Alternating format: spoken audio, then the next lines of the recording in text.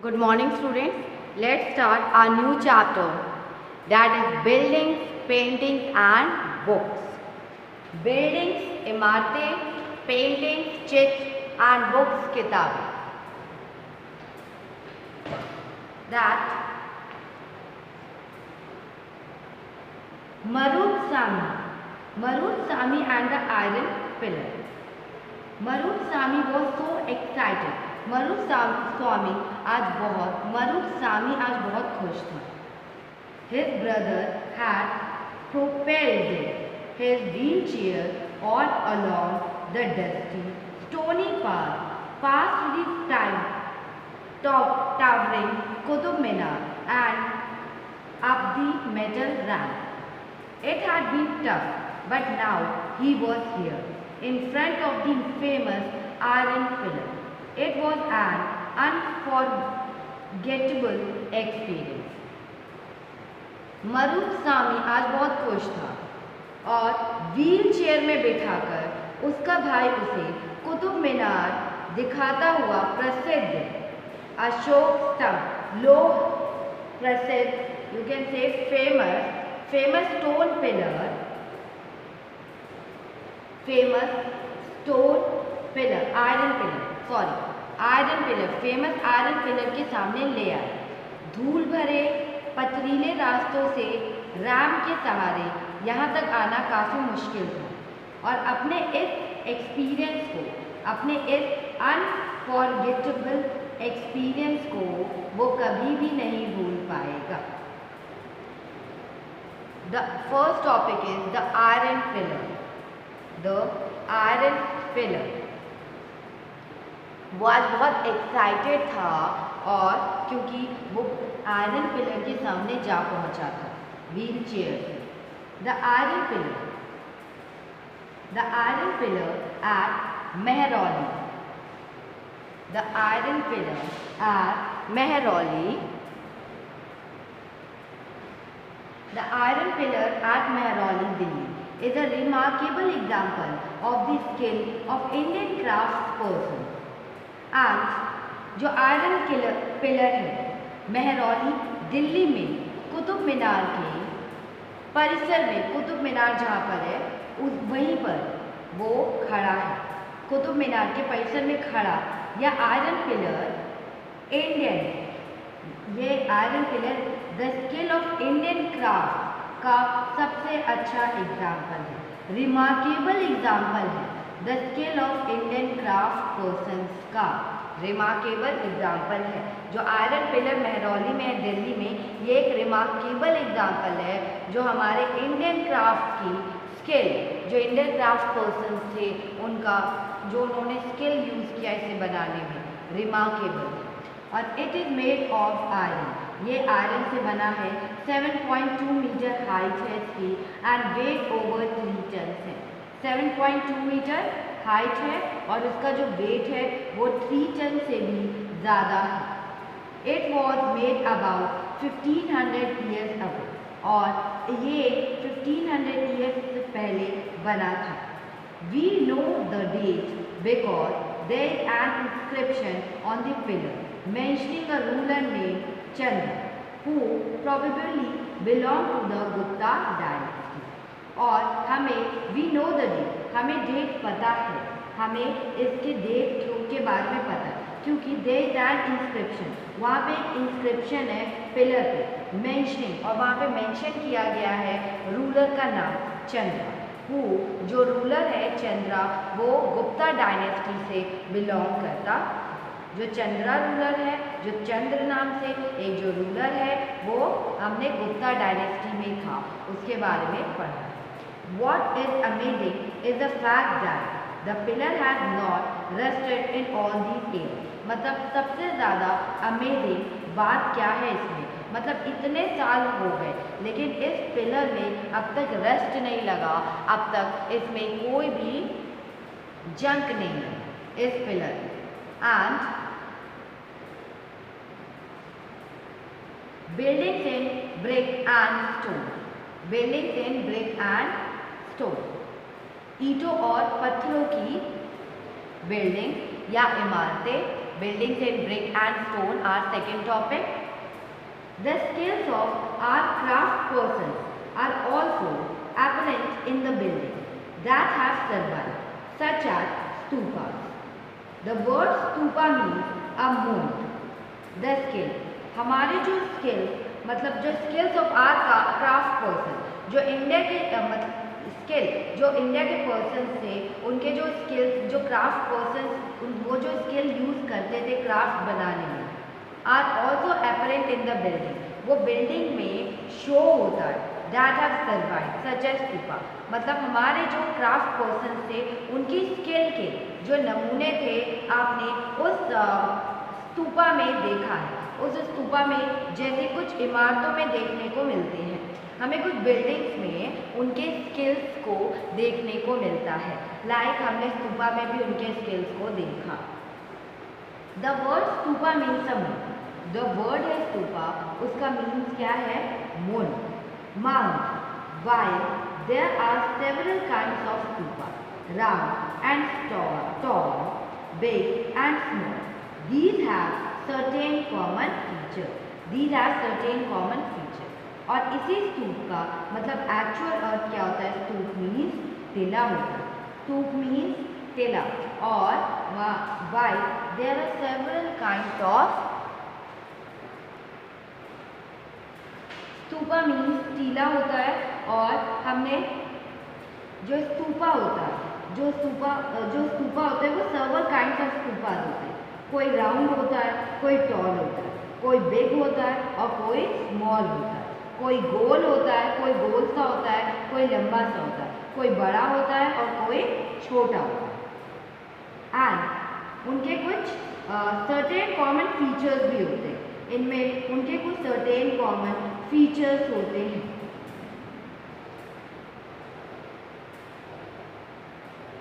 And generally there is a small box placed at the centre or heart of the stupa. Generally उन सब में कुछ common सी चीज़ें होती हैं और जनरली आप देखेंगे स्तूपा के अंदर एक छोटा सा डिब्बा रखा जाता है। स्तूपा के अंदर एक छोटा सा डिब्बा मतलब सेंटर में या हर्ट ऑफ द स्तूपा में एक छोटा सा बॉक्स रखा जाता है। दिस में contain bodily remains such as teeth, bone और ashes of the Buddha or its follower or things they use as well as precious stones and coins। मतलब स्तूपा के अंदर एक छोटा सा बॉक्स रख दिया जाता है और इस बॉक्स में बुद्ध या उनके जो फॉलोअर्स के एशेस होते थे, उनके फॉलोअर्स के कुछ एशेस होते थे या उनके दांत होते थे या उनकी हड्डियाँ थी या उनके रात या एशेस रख दिए जाते थे। ठीक है, बॉडी के कुछ पार्ट, बॉडी का कुछ पार्ट या टीथ, बोन और एशेस रख दिया जाता था बुद्ध या उनके फॉलोअर्स के और जो चीज़ें वो यूज़ करते थे। एज वेल एज आप कह सकते हो प्रीशियस स्टोन और कॉइन्स, ये चीज़ें भी वहाँ पर रख दी जाती थी। This box known as a relic cast, ये जो बॉक्स था इसे हम क्या कहते थे? रेलिक कैस्ट कहते हैं। Was covered with earth. मतलब this box known as relic casket हम इसे कहते हैं और ये कवर्ड विद अर्थ होता है, मतलब इसको कवर कर दिया जाता है अर्थ। And later a layer of mud brick और baked brick was added on top. इसमें देखिए इसे हम क्या कहते हैं? रेलिक कास्ट कहते हैं और उसके ऊपर से क्या होता है? मिट्टी रख दी जाती है, उसे कवर कर दिया जाता है और उसके ऊपर टीला होता है। ठीक है, उसके ऊपर फिर क्या बना दिया जाता है? टीला बना दिया जाता है। A layer of mud brick, जो लेयर ऑफ मड ब्रिक होती है और उसके ऊपर a baked brick was added on the top. Layer of, बाद में टीले को ईंटों से ढक दिया जाता है। जो टीले होते हैं उसे ईंटों से क्या किया जाता है? कवर कर दिया जाता है। और आप कह सकते हो later a layer of mud brick और baked brick was added on the top. मतलब जो टॉप पर क्या होता है? मड ब्रिक का इस्तेमाल करते हैं, कच्ची ईंटों का या पक्की ईंटों का इस्तेमाल करके टॉप पर रखा जाता है। and then the dome-like structure was sometimes covered with carved stone slab. और आप कह सकते हो जो डोम लाइक स्ट्रक्चर होता है उसको बाद में टिलर को ईंटों से, जो ईंटें होते हैं, जो पक्के ईंटें होते हैं या जो कच्चे ईंटें होते हैं, उनसे उसको ढक दिया जाता है और डोम लाइक स्ट्रक्चर बना दिया जाता है ऊपर। मतलब गुंबदनुमा ढांचा, एक गुंबदनुमा ढांचा होता है, उसको बना दिया जाता है। मतलब गोल सा छत आप देखोगे तो पूरा गोल सा बना रहता है और wall sometimes covered with carved stone slab, और उसको कभी कभी कवर कर दिया जाता है। मतलब कवर किया जाता है कार्व्ड स्टोन स्लैब से उसे कवर कर दिया जाता है। कार्व्ड स्टोन स्लैब से उसे कवर कर दिया जाता है। एंड आप ये देख सकते हो टॉप पे the great stupa statue Madhya Pradesh, ये मध्य प्रदेश का ग्रेट स्तूपा है। और आप टॉप पे देखो कि सबसे ऊपर, पूरा सबसे ऊपर का शिखर देखो, पूरा गोल गोल सा 3 बनाया गया है mould. And often a path known as the प्रदक्षिणा पथ was laid around the stupa। मतलब स्तूपा के जब चारों ओर हम परिक्रमा करते हैं या रिवॉल्यूशन करते हैं, करने के लिए एक रास्ता बना हुआ है। हमें रिवॉल्यूशन, स्तूपा के चारों तरफ घूमने के लिए एक रास्ता बना हुआ है। दैट हम उसको फिर उस रास्ते को क्या कहते हैं? A layer of mud brick और बेक ब्रेक, और उस रास्ते को हम कहते हैं प्रदक्षिणा पथ कहते हैं। स्तूपा के चारों तरफ परिक्रमा या रिवॉल्यूशन करने के लिए एक सर्कुलर या सराउंडेड रेलिंग पाथ बना हुआ जिसे हम प्रदक्षिणा पाथ कहते हैं। This was surrounded with railing, और उसे रेलिंग से घेर दिया गया। Entrance to the path was through gateway, और जो एंट्रेंस है इसका पाथ का वो गेटवे से है। Devotees walk around the stupa, जो डिवोटीज है वो वॉक अराउंड दी स्तूपा, वो स्तूपा के चारों तरफ घूमते हैं। In a clockwise direction as a mark of devotion. मतलब जो डिवोटी है वो वॉक अराउंड, वो स्तूपा के चारों तरफ घूमते हैं क्लॉकवाइज डायरेक्शन में। एज अ मार्क ऑफ, मतलब वहाँ पे मार्क लगा दिया है। एज अ मार्क मतलब डिवोशन के मार्क पर, as a mark. Both railings and gateways were often decorated with sculpture, और जो both railings है वो और गेटवे में बहुत डेकोरेट किया गया है, बहुत सारी मूर्तियों को बनाकर सजाया गया है। सुंदर सुंदर स्कल्पचर्स बनाए गए हैं। Find Amravati on map 7 page 105। आप फाइंड करिए अमरावती 105 पेज पर, map 7। This was a place where a magnificent stupa once existed. Many of the stone carvings for decorating the stupa were made about 2000 years ago. This was a place where a magnificent stupa was existed. ये एक ऐसा place था जहाँ पे मैग्निफिशिएंट मतलब भव्य स्तूपा यहाँ पे exist करता था। पहले एक स्तूपा था यहाँ पर, और many of the stone carving, यहाँ पे many of the stone carving for decorating, मतलब बहुत सारे स्टोन कार्विंग उस स्तूपा को डेकोरेट करने के लिए थे। और 2000 ईयर्स अगो, आप मतलब 2000 ईयर्स पहले यहाँ पे स्तूपा को सजाने के लिए स्टोन कार्विंग बनाए गए थे। मतलब स्टोन कार्विंग, स्टोन पे पिक्चरों को, स्टोन पे बहुत सारी पिक्चरों को उतारा गया था या डिजाइन्स बनाए गए थे। Other building were hollowed out of rock to make artificial caves. जो अदर बिल्डिंग्स थी जो अदर बिल्डिंग थी, कई बार क्या होता था कि कई बार हम पहाड़ियों को काट कर एक मतलब आर्टिफिशियल केव्स बना देते थे।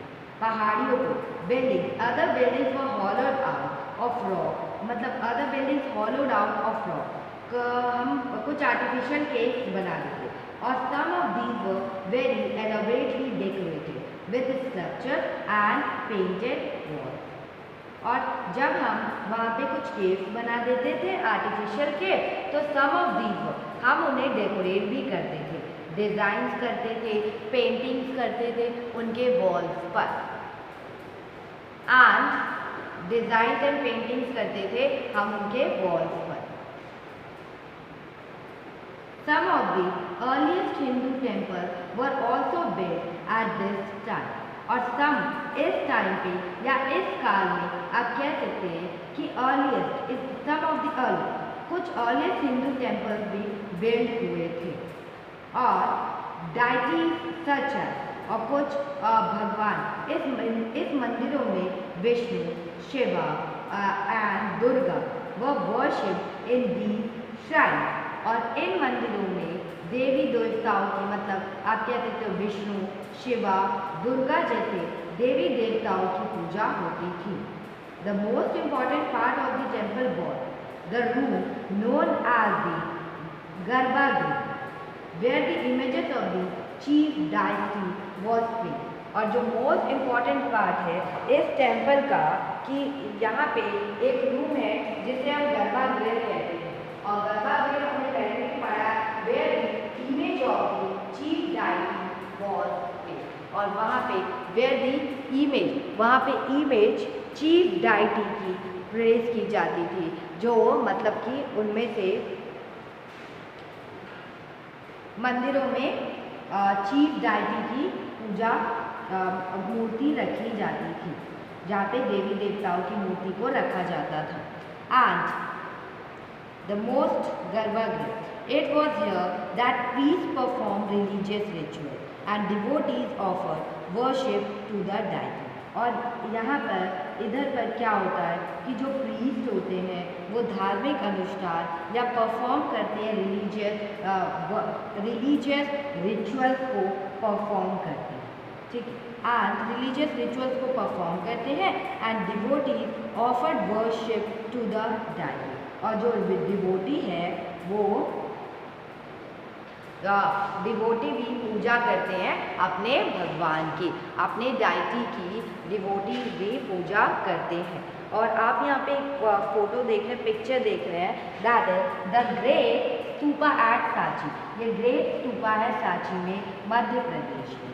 Stupa like this one were built over several century, while the brick mound probably dates to the time of Ashoka.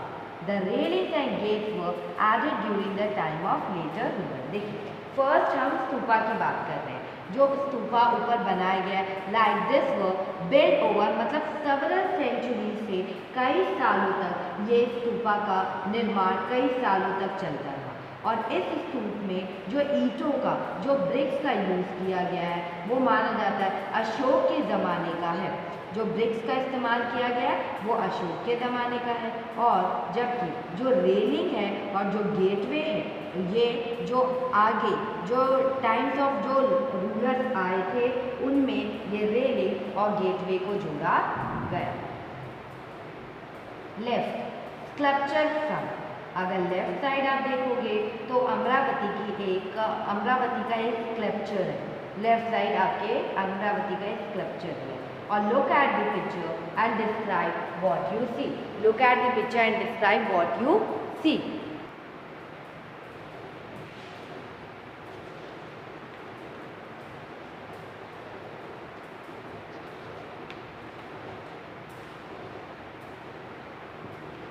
Then often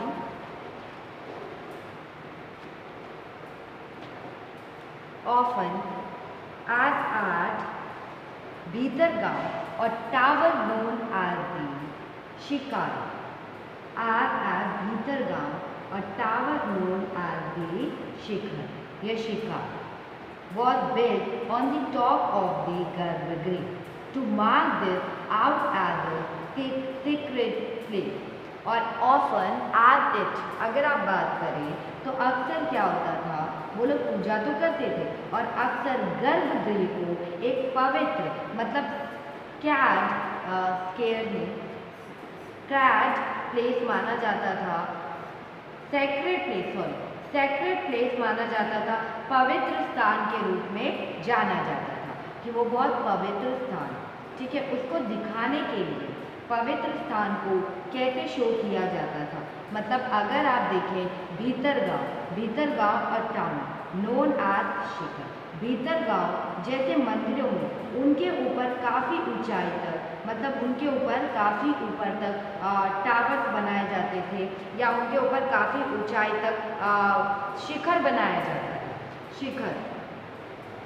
and often as at Bhitargaon में क्या था, और टावर बनाए जाते थे मंदिर के ऊपर तक।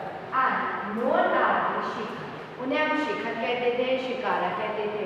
एंड बहुत बिग, ये गर्भगृह के ऊपर बनाया जाता था टू दी माउंट, मतलब गर्भगृह के ऊपर इसलिए से बनाया जाता था कि लोग समझ पाए कि वो एक सैक्रेड प्लेस है या वो एक सैक्रेड मतलब पवित्र प्लेस है, वो एक बहुत ही पवित्र प्लेस है, लोग इस बात को समझ पाए।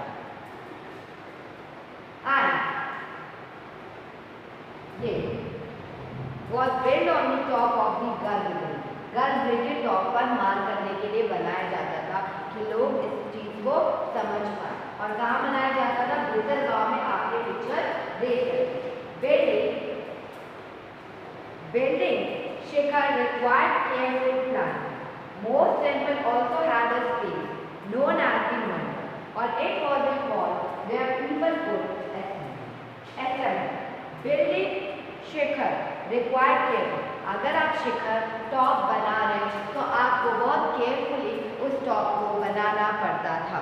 बिल्डिंग शिखर उतने ऊपर तक पहुंचने के लिए बहुत मुश्किल था, इसीलिए आपको बहुत सावधानी और प्लानिंग के साथ, बहुत केयर और सावधानी प्लानिंग के साथ ही आपको वो बिल्डिंग का शिखर ऊपर टॉप पर बनाना पड़ता था।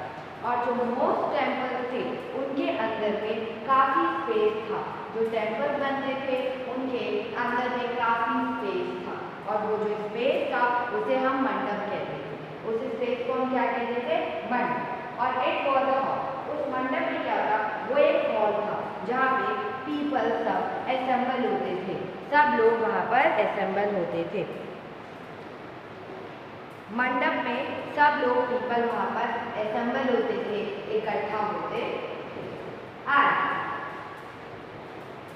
फाइंड महाबलीपुरम एंड एहो on map 7, अब मैप 7 में महाबलीपुरम और एहो फाइंड करें। Some of the finest stone temples were built in these towns, और जो finest stone temples हैं, मतलब सबसे फाइनेस्ट जो टेम्पल्स हैं, मतलब पत्थरों से बने जो टेम्पल्स हैं, वह बिल्ड इन्हीं टाउन्स में बनाए गए हैं। और और कुछ टेम्पल्स यहाँ पर शो भी किए गए हैं, कुछ टेम्पल्स आपको यहाँ पर शो किए गए हैं। एंड दैट आप देख सकते हैं टॉप जो ऊपर फोटोज है, that is an early temple at Bhitargaon Uttar Pradesh. ये कुछ अर्ली टेम्पल्स हैं, बहुत पुराने टेम्पल्स हैं जो भीतरगांव उत्तर प्रदेश में हैं। And this was build about 1500 years ago, और ये बनाए गए थे 1500 ईयर्स पहले। And was made of baked brick and stone, और ये बेक्ड मतलब ये किस चीज़ से बनाए गए थे, बेक्ड ब्रिक से, मतलब पक्के ईंटों से और स्टोन से, पत्थरों से बनाया गया था। और टॉप में अगर आप राइट साइड जाओगे तो मोनोलिथिक टेम्पल्स हैं at Mahabalipuram, monolithic temple at Mahabalipuram. Each of these was carved out of a huge single piece of stone, that is why they are known as monolith। और जो यहाँ पे ईच ऑफ दिस, यहाँ पे जितने भी चीज़ें कार्व की गई हैं, जितने भी चीज़ें कार्व की गई हैं, जो डिज़ाइन बनाए गए हैं, कार्व किए गए हैं, वो ह्यूज या सिंगल पीस ऑफ स्टोन से किया, इसीलिए हम इसे क्या कहते हैं, मोनोलिथ कहते हैं, इसीलिए हम इसे मोनोलिथ कहते हैं। और मतलब एक जितने भी यहाँ पे आपको मंदिर शो हो रहे हैं, वो मंदिर को इन लोगों ने पहाड़ी को तराश कर बनाया, मीन्स की ईच ऑफ दिस पहाड़ी को कार्व करके बनाया है, पहाड़ी को कट करके उसको डिजाइन डाल के मोक बनाया है, इसीलिए हम इसे मोनोलिथ कहते हैं। While brick structures are built up by adding layers of the brick, और जो brick structures हैं, ठीक है, यहाँ पे जो ब्रिक स्ट्रक्चर्स है, जो ईंटों से बनाए जाने वाले मंदिर से ये बिल्कुल भी अलग है, ये बिल्कुल अलग होता है जो ईंटों से मंदिर बनाया जाता है और जो पत्थरों को काटकर मंदिर बनाया जाता है। ईंटों से बनी इमारतों में नीचे से ईंटों की एक एक सतह, जब आप ईंटा बनाते हो, वाइल ब्रिक स्ट्रक्चर्स को जब आप बनाते हो तो जो लेयर्स है, आप एक एक लेयर को जोड़कर ऊपर लेकर आते हो। And in this case, the stone cutters had to work from top downward. But जब आप ईंटों से मंदिर बनाते हो तो आप नीचे से बॉटम से टॉप की तरफ लेके जाते हो, नीचे से ऊपर की तरफ लेकर जाते हो। लेकिन जब आप पहाड़ों को काटकर मंदिर बनाते हो तो आप ऊपर से नीचे आते हो, आप ऊपर से काम करते करते आप नीचे आते हो। और लेट्स सी प्रॉब्लम्स दैट, आप कुछ प्रॉब्लम्स को बताइए जो उन्हें फेस करना पड़ता होगा। और राइट साइड अगर आप देखोगे तो ऐहोल का दुर्गा मंदिर है और ये 1400 ईयर पहले बनाया गया था। ऐहोल का दुर्गा मंदिर है और ये 1400 ईयर पहले इसको बनाया गया था।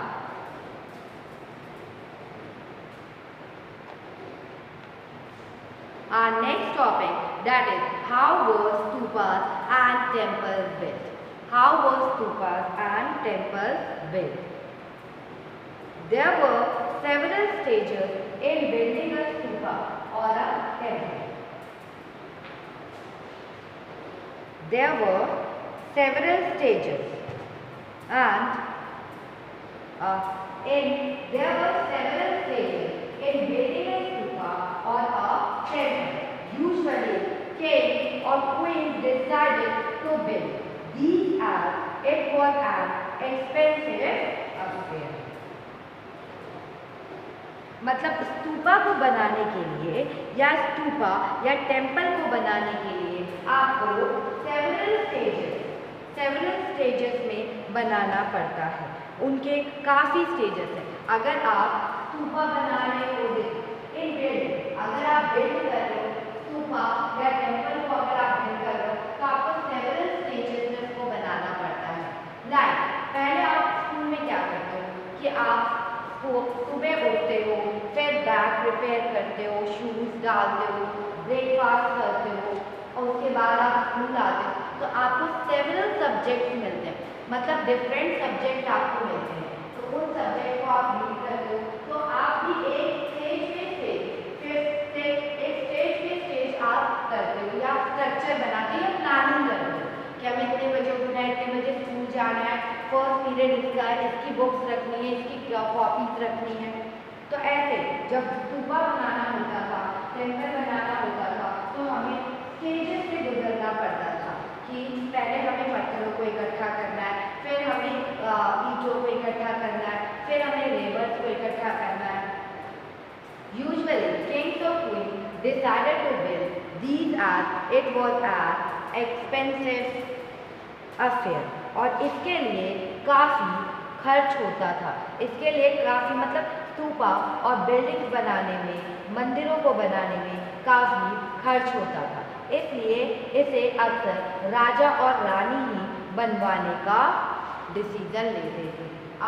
जो राजा थे और जो रानी थी वही डिसाइड करते थे बिल्ड करने को, इस एक्सपेंसिव अफेयर को बनाने के लिए वही डिसीजन लेते थे। First, good quality stone had to be found. पहला क्या है कि good quality of stone, good quality stone had to be found.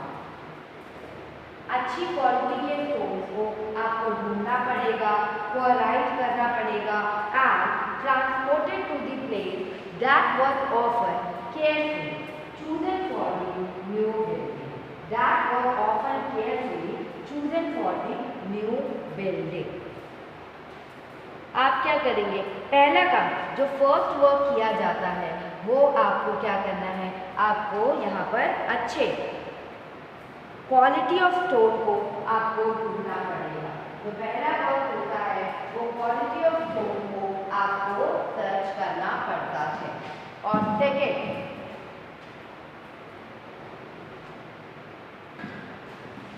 Quality of stone को आपको ढूंढना पड़ता है और उसके बाद से आपको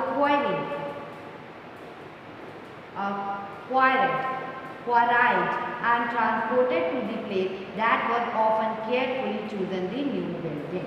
और आपको देखो क्या करना पड़ता है, पहले तो क्वालिटी ऑफ स्टोन को ढूंढेंगे टू बी फाउंड, क्वाराइड, फिर उसको शिलाखंड मतलब खोद कर भी निकालना पड़ता था। कई बार तो हमें जब स्टोन मिल भी जाए तो कुछ स्टोन बिल्कुल दबे रहते थे, उसे हमें खोद कर निकालना पड़ता था। और जब वो हमें मिल जाते थे तो उसके बाद हमें transported to the place that was often carefully chosen for the new building. और हमें फिर ट्रांसपोर्ट करना पड़ता था, उन सामान को उस जगह तक लेके जाना पड़ता था, उस स्टोन को उस जगह तक लेके जाना पड़ता था जहाँ पे न्यू बिल्डिंग बनाने के लिए कहा था, जहाँ पे न्यू बिल्डिंग को केयरफुली मतलब chosen for the new building बनाने के लिए कहा था। न्यू बिल्डिंग लाइक टेम्पल्स या स्तूपा बनाने का ऑर्डर आया था। Here these rough blocks of stone had to be shaped and carved into pillars and panels for walls, floors and ceiling।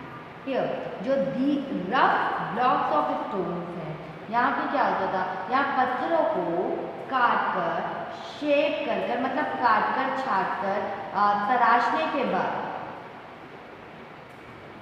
यहाँ पे जो रफ ब्लॉक स्टोन्स हम लोग लेकर आते थे यहाँ पे उन्हें शेप दिया जाता था, कार्व्ड किया जाता था।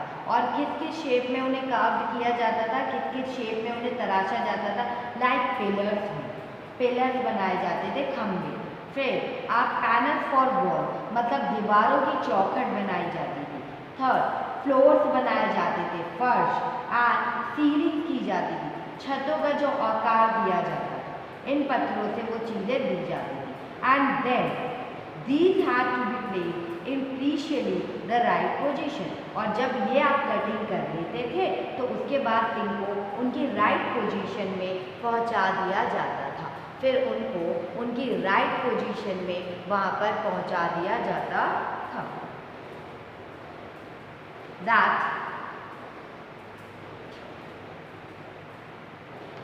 आप फोटोज में देख सकते हो अजान, ये एक जैन मॉनेस्ट्री है फ्रॉम उड़ीसा, मतलब उड़ीसा का ये जैन मठ है, ये Jain monastery. This 2-story building was carved out of the rock surface. Rock surface को रॉक को कट करके ये 2-story बिल्डिंग बनाई गई है। ये पहाड़ी को खोद कर उसे कट करके ये 2-story बिल्डिंग बनाई गई। Notice the entrance to the roof, और नोटिस करिए मतलब ध्यान दीजिए एंट्रेंस टू दी रूफ्स में। और जो जैन मॉन्क्स थे वो लिव और मेडिटेट करते थे इन रूम्स पर, जो जैन थे वो मेडिटेट करते थे इन रूम्स पर, रहते भी थे और मेडिटेशन भी करते थे। In what way in the cave shown here different from the illustration of page 14। मतलब यहाँ दिखाई गई जो केव्स है उसमें क्या अंतर है, जो आपने पेज नंबर 14 में चैप्टर नंबर 2 में जो केव देखी थी उसमें और इसमें क्या डिफरेंस है। Like Kings and queen's probably spend money from their treasury to pay the craft person who worked to build this splendid structure. जो राजा और जो रानी थे वो अपना जो राजा और रानी थे वो स्पेंड करते थे मनी, ठीक है, अपने खजाने से, अपने ट्रेजरी से वो पेमेंट करते थे क्राफ्ट पर्सन्स की, जो इन बिल्डिंग को, जो इन पहाड़ों को काट कर एक स्प्लेंडेड स्ट्रक्चर देते थे, उन्हें वो खुद पेमेंट करते थे, उन्हें वो खुद चीज़ें अपने हाथों से दिया करते थे।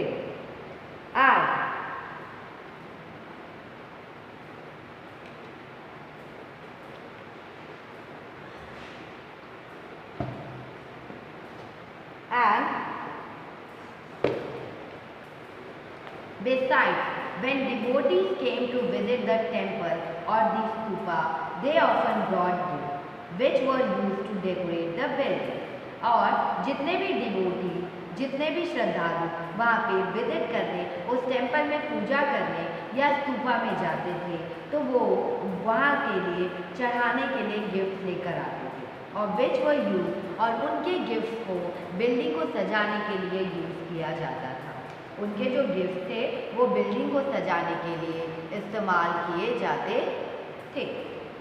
And for example an association of ivory workers paid for one of the beautiful gateways at Sanchi.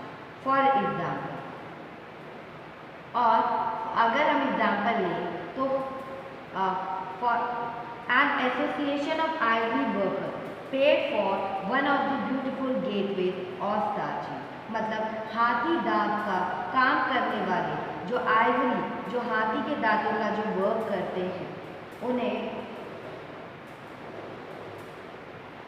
एक एग्जाम्पल ले लेते हैं। एक एसोसिएशन है जो Ivory, association of Ivory worker, Ivory जो वर्कर्स होते हैं जो हाथी के दांतों का वर्क करते हैं, उन्हें पेड किया गया था ब्यूटीफुल गेट के लिए, जो कि सांची में बनाया गया है। ब्यूटीफुल गेट को बनाने का खर्च दिया गया था, उन्हें ब्यूटीफुल गेट बनाने का खर्च पे किया गया था या पेमेंट दी गई थी, पेड किया गया था। Among the others who paid for decoration were merchants, और जो among the other मतलब इनकी सजावट, जो डेकोरेशन के लिए जो पैसे देने वाले, जो डेकोरेशन के लिए जो पेड करते थे, जो उसका डेकोरेशन का खर्च उठाते थे, वो मर्चेंट थे। Merchant, farmer, garment maker, perfumes, Smith, and the hundreds of men and women who are known only by their names, which were inscribed on pillars, railings and walls.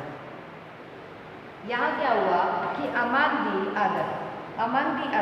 others में जो पे करते थे, डेकोरेशन का जो खर्च उठाते थे, लाइक मर्चेंट थे, व्यापारी थे, फार्मर थे, कृषक थे, गारलैंड्स मेकर थे, जो माला बनाने वाले थे, जो परफ्यूम्स बनाते थे, जो स्मिथ थे, जो लोहार थे, परफ्यूम, जो लोहार थे, सोनार थे, एंड hundreds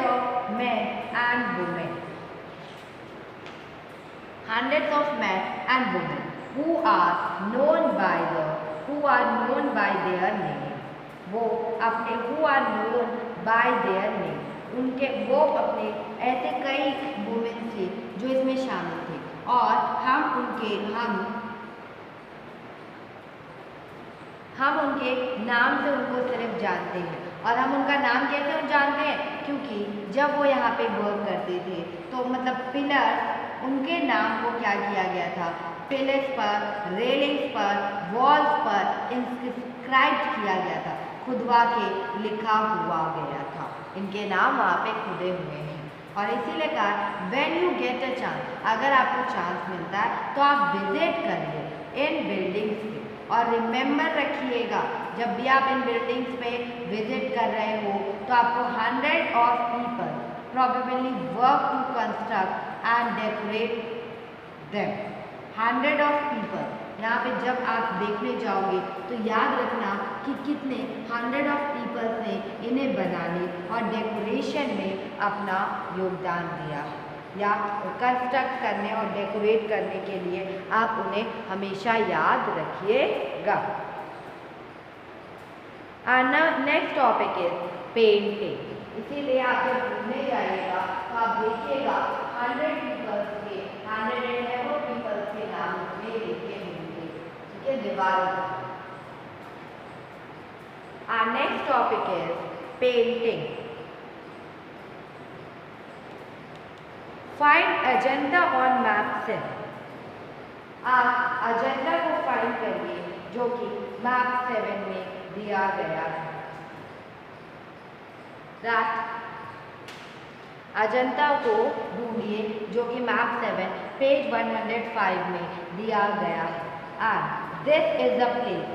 ये एक प्लेस है। This is the place where several caves were hollowed out of the hill over centuries. और ये वह जगह है जहाँ पे पहाड़ों में सैकड़ों साल के दौरान कई पहाड़ों में केव्स मतलब खोद कर केव को काट कर गुफाएं बनाई गई हैं। सैकड़ों सालों के दौरान कई गुफाएं उन पहाड़ों को काट कर बनाई गई हैं, उन पहाड़ों को काट कर बनाई गई हैं। ये जो प्लेस है वहाँ में इतनी गुफाएं मिली हैं कि वो पहाड़ों को हिल्स को ओवर सेंचुरी हिल्स को कट करके बनाई गई।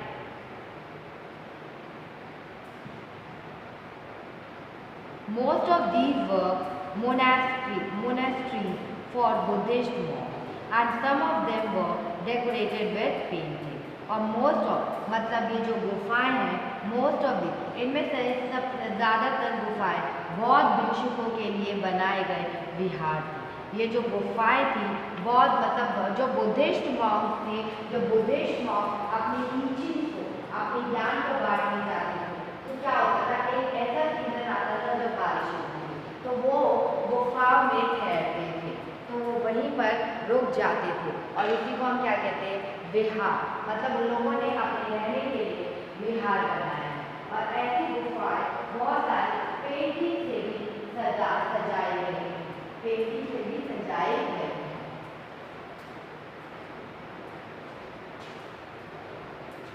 That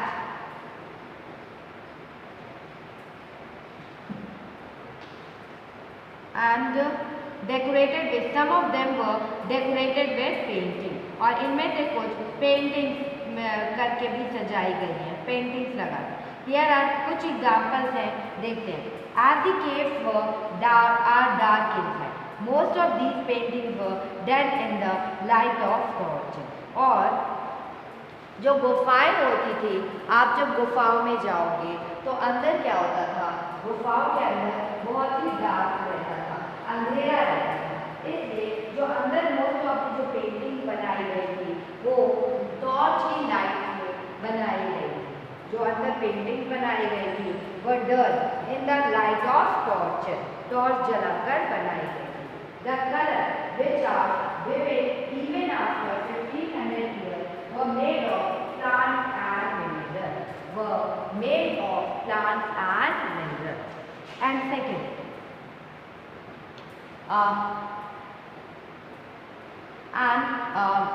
टॉर्च आप कह सकते हो मशालों की रोशनी में बनाई गई। और इन जो ये जो पेंटिंग्स के कलर हैं वो 1500 साल बाद भी इतने ही चमकदार हैं। 15 ईयर्स बाद भी ये काफ़ी चमकदार है, क्योंकि ये जो कलर्स थे वो प्लांट्स और मिनरल से बनाए गए थे। ये कलर प्लांट्स और मिनरल से बनाए गए थे। The artist who created the splendid work of art remain unknown. और जिस आर्टिस्ट ने ये स्प्लेंडेड वर्क बनाया, ये वर्क किया, जो इसने भी ये आर्ट बनाया, आज तक इन महान उस आर्टिशियन का नाम नहीं है, अननोन है, अज्ञात है। उस आर्टिशियन का नाम हमें नहीं पता, दैट इज अननोन है। और आप ये पेंटिंग देख सकते हो, दैट पेंटिंग फ्रॉम अजंता की पेंटिंग है। Describe what you see in each painting. ये दोनों अजंता की पेंटिंग है। अब आप डिस्क्राइब करें कि आप कैसे क्या क्या देखते हैं? अगर आप अजंता की गुफाओं में जाओगे, वहाँ बहुत अंधेरा था, वहाँ पे पहले के जमाने में मशाले जला के वहाँ पे पेंटिंग्स की जाती थी।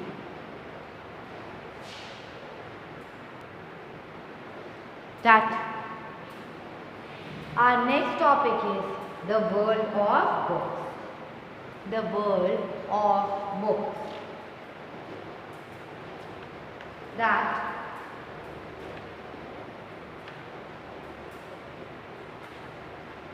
first मतलब पुस्तकों की दुनिया, the world of books. Some of the best known epics were written during this period. और इस पीरियड में, इस युग में कई बेस्ट एपिक्स लिखे गए थे। बेस्ट एपिक्स मतलब होता है महाकाव्य लिखे गए थे। इस युग में कई महाकाव्य लिखे गए हैं। बेस्ट नोन एपिक्स को राइट डाउन किया गया। और एपिक्स आर ग्रांड, जो एपिक्स है grand long composition about heroic men and women and included stories about gods जो एपिक्स थी, एपिक्स में एपिक्स आर बहुत ग्रांड है, लॉन्ग कंपोजिशंस होते थे एपिक्स में, और about heroic man and women और इंक्लूडेड स्टोरी। मतलब एपिक्स में आपको गॉड की भी स्टोरी मिलेगी और हीरोइक मैन एंड वुमेन्स की भी स्टोरी, मतलब कथाएं आपको इसमें मिलेगी। ये लॉन्ग कंपोजिशन होते हैं और एपिक्स आर ग्रैंड, ये बहुत बड़े होते हैं और ग्रैंड वे में इन्हें लिखा, ये लॉन्ग कंपोजिशन में लिखा गया। इसमें हर चीज़ डिस्क्राइब की गई थी। मैन एंड वुमेन की कथाएं थी, भगवान की कथाएं हैं, उस एपिक्स में लिखा गया है। आज एक फेमस एपिक है, तमिल एपिक है, एक फेमस तमिल एपिक है, that is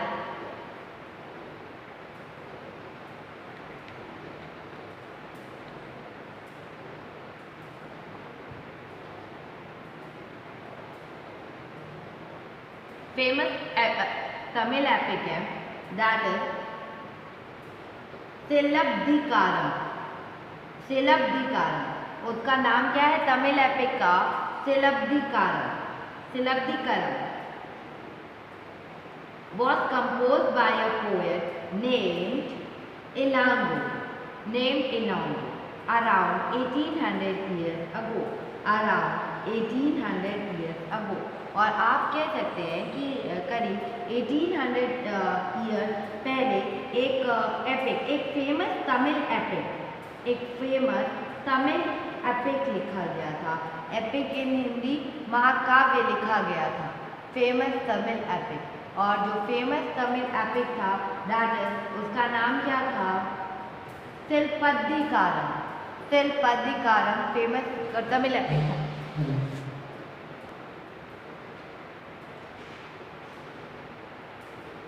famous Tamil epic है सिलपद्धिकारम, एंड इसे 1800 ईयर्स पहले लिखा था। और किसने लिखा था? इलांगो, जो फेमस पोएट थे, उन्होंने इसे कंपोज किया था। और इसमें it is the story of merchant, ये इसमें एक स्टोरी है मर्चेंट और नेम कोवलन है। एक मर्चेंट की स्टोरी है जिसका नाम कोवलन है, ठीक है। मर्चेंट मतलब एक व्यापारी की स्टोरी है और जिसका नाम कोवलन है, उसकी स्टोरी है। कोवलन who lived in Kuhar, कोवलन Kuhar में रहता था and fell in love with a courtesan named Madhavi, neglecting his wife कनंगी। और जो कोवलन था, कोवलन एक व्यापारी था, एक मर्चेंट था, उसकी कहानी है इस तमिल एपिक में। और इसमें क्या लिखा गया है कि वो कुहार में रहता था, वो अपनी वाइफ कनंगी को छोड़कर, मतलब उसे who lived in कुहार, और वो फेल इन लव विद, वो उसे एक माधवी, मतलब एक नर्तकी थी जो कोटिशन में डांस करती थी, नर्तकी थी माधवी से उसे प्रेम हो गया था, माधवी से उसे प्यार हो गया था। और वो अपनी वाइफ को नेग्लेक्ट करता था। उसकी वाइफ का नाम था कनंगी। देखिए, कोवलम था, कोवलम की वाइफ का नाम था कनंगी। कोवलम की वाइफ का नाम था कनंगी और उसे किससे प्यार हो गया था? माधवी से।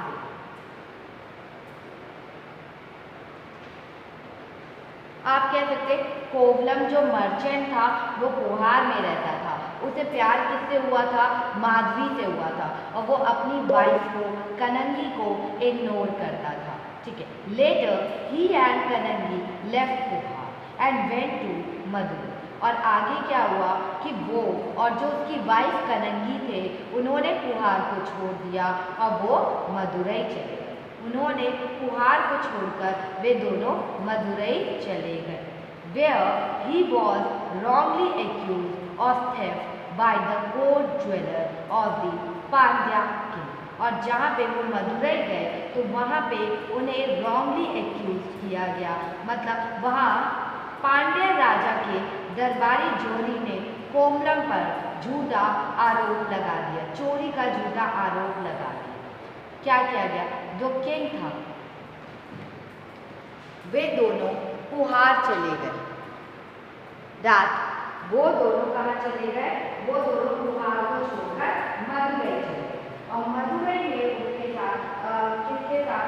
मदुरई में कलंगन कोवलम के साथ। मदुरई में कोवलम के साथ क्या हुआ? उसे रॉन्गली, उसे झूठे केस में फंसा दिया गया, चोरी के केस में उसे फंसा दिया गया। जो कोर्ट ज्वेलर था, ज्वेलर ने उसे कहा, ज्वेलर ने झूठ बोला कि इसने चोरी की है। और कहाँ पे? पांड्या, मतलब पांड्या किंग के दरबार में ज्वेलर ने झूठ बोल दिया कि कोवलम ने चोरी की और राजा ने कुछ भी पता नहीं किया और राजा ने उसे डायरेक्ट सेंटेंस दे दिया, कोवलम को डेथ की सजा सुना दी। कोवलम को डेथ की सजा सुना दी। कनंगी who still loved him, जो कनंगी है जो अभी भी स्टिल उससे प्यार करती थी, was full of grief and anger at this injustice and destroyed the entire city of Madurai। और जो कनंगी वो अभी भी उससे बहुत प्यार करती थी, वो उसे बहुत ज़्यादा प्यार करती और इस ग्रीफ मतलब इस दुख के कारण उसने देखा, इस दुख के कारण उसके एंगर, इस दुख के कारण उसका जो गुस्सा था, इस इनजस्टिस को देखकर, इस अन्याय को देखकर उसका जो गुस्सा था, उसका जो दुख था, उससे उसने क्या किया? पूरे मदुरई सिटी का विनाश कर डाला, मतलब पूरे मदुरई सिटी को डिस्ट्रॉय कर डाला। यही था हमारे तमिल एपिक में सिलप्पिधिकारम, ये जो इलंगो ने लिखा था इसमें यही स्टोरी थी कि कोवलन एक मर्चेंट था जो पोहार में रहता था। उसे एक नर्तकी जो नाचती हैं, जो डांस करती थी, मतलब राजाओं के दरबार में, माधवी, उससे प्यार हो गया था और वो अपनी वाइफ को नेग्लेक्ट करता था। लेकिन आगे क्या हुआ? वो अपनी वाइफ के साथ उसने पोहार को छोड़ दिया और वो मदुरई में जाके बस गया। लेकिन जब वो मदुरई में बसा तो वहाँ पर एक ज्वेलर था, ठीक है, एक ज्वेलर था, एक जौहरी था जो ज्वेलर्स बेचते हैं, जो ज्वेलर्स थे, उसने क्या किया? उस पर कोवलन पर झूठा इल्ज़ाम लगा दिया कि इसने चोरी की है और राजा ने भी पता नहीं किया और राजा ने डायरेक्ट उसे प्राणदंड मतलब डेथ की सेंटेंस ऑफ डेथ सुना दिया, मतलब मार देने की सज़ा सुना दी। और कनंगी जो कोवलन से बहुत प्यार करती थी वो पूरी तरह दुख में भर गई और उसका गुस्सा इस इनजस्टिस की तरफ बहुत ज़्यादा ही वो गुस्से में आ गई और उसके गुस्से के कारण, उसके दुख के कारण पूरी मदुरई का मतलब पूरी मदुरई सिटी डिस्ट्रॉय हो, पूरी मदुरई सिटी डिस्ट्रॉय हो। एंड a description from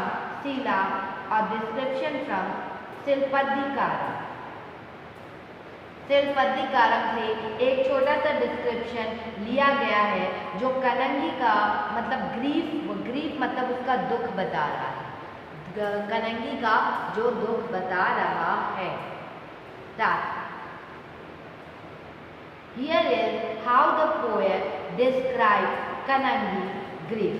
और यहाँ कवि ने कनंगी के दुख का इस तरह से, कनंगी का जो पोएट है उसने डिस्क्राइब किया है कनंगी के दुख को। Rather O witness of my grief you cannot console me. O witness of my grief you cannot console me. It is right that your body fairer than pure gold, lies unwashed here in the dust. Is it just that in the red glow of the twilight, your handsome chest, framed with a flower,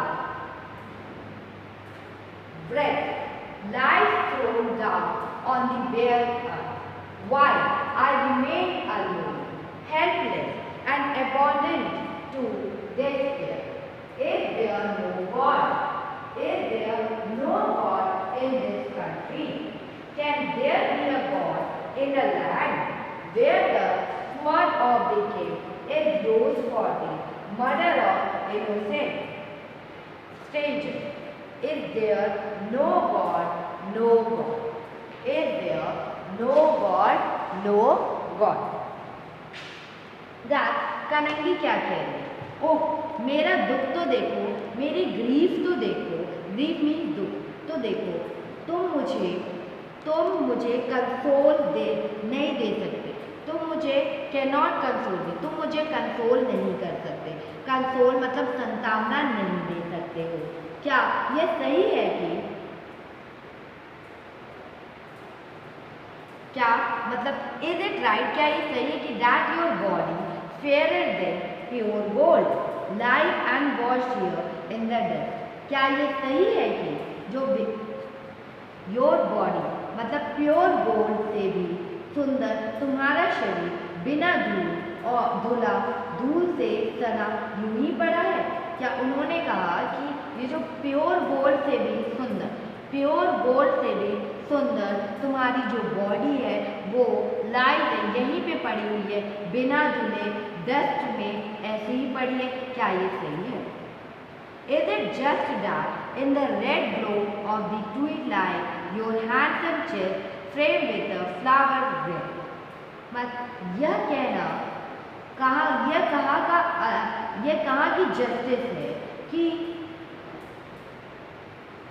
ये कहाँ की justice है कि आप कह सकते हो कि दैट इज गोधूली कि एक स्वर्णिम आभा में फूल माला से ढके सुंदर वक्ष तल वाले तुम जमीन पे गिरे पड़े। मतलब ये कहाँ की जस्टिस है?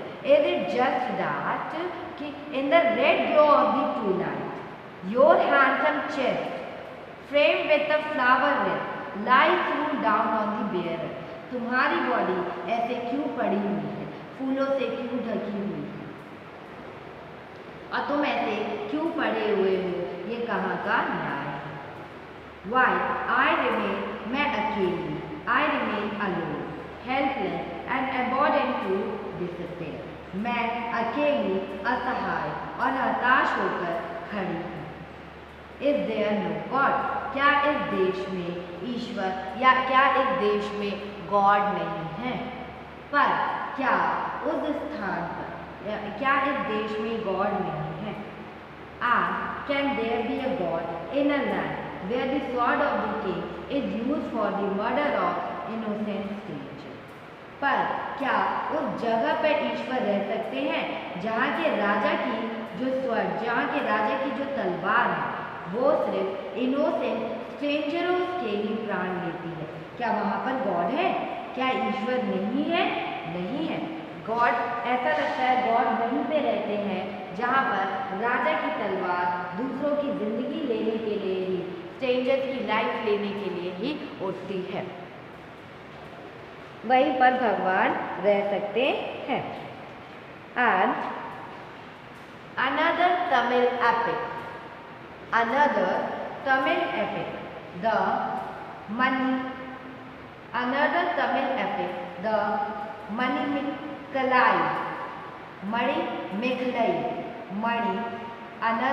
अनदर एपिक है मणिमेखलाई। एक तमिल एपिक है वॉज कंपोज बाय, उसे किसने कंपोज किया है? सतनार, उसे सतनार ने कंपोज किया है। And 1400 years ago, 1400 years ago, एक तमिल एपिक के बारे में अभी हमने पढ़ा था, शिल्पद्दिकारम। इसमें कोवलन की स्टोरी थी, उसकी वाइफ कन्गी की स्टोरी थी और माधवी की स्टोरी थी, और इसमें कन्गी का ग्रीफ भी था।